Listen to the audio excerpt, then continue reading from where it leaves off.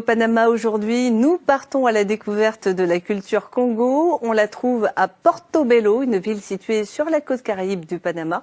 Elle provient des anciens esclaves africains victimes du commerce négrier au XVIe siècle. Reportage de nos envoyés spéciaux Nathalie Sarfati et Massimo Bulgarelli. Portobello a été découvert par Christophe Colomb, qui, séduit par la beauté du lieu, lui a donné le nom de Beauport. Portobello a surtout été un centre névralgique pour le commerce de l'or et la traite négrière. Des milliers d'esclaves sont arrivés ici au XVIe siècle. De cette histoire tragique restent des vestiges comme ce bâtiment des douanes ou ce fort avec ses canons pointés vers la mer des Caraïbes. Reste aussi et surtout une culture, la culture Congo et sa gardienne du temple, Mama Hari. La plupart de ceux qui ont été emmenés dans cette région viennent du Congo. Tout ici est Congo. La langue c'est Congo, tout ce qui est fait c'est Congo. Nous sommes Congo parce que nous sommes des Africains, des descendants d'Africains. Mama Hari est intarissable quand elle évoque les ancêtres et leurs souffrances pour bâtir ces immenses murs de corail.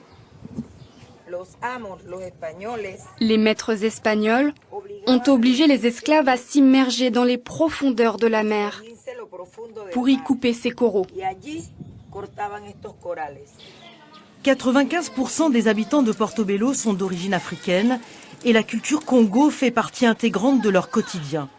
Depuis 3 ans, ils ont même leur musée.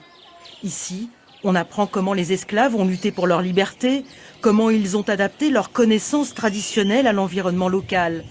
Une histoire singulière qui a valu à la culture Congo d'être inscrite depuis novembre 2018 au patrimoine culturel immatériel de l'UNESCO.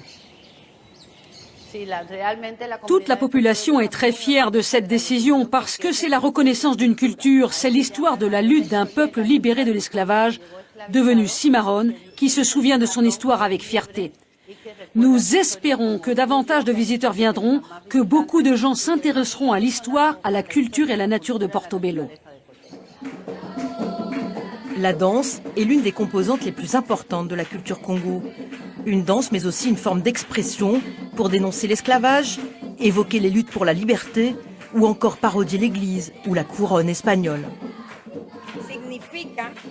Notre costume symbolise la liberté, celle pour laquelle le noir a tant lutté. La couleur de la robe représente la nature et la largeur évoque la liberté. Et le tour que nous faisons lorsque nous dansons, c'est le tour qui devait nous mener à la liberté.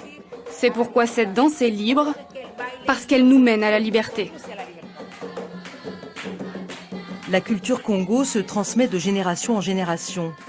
Les jeunes perpétuent cet héritage des esclaves africains. Ils sont les garants de leur histoire, ici, à Portobello.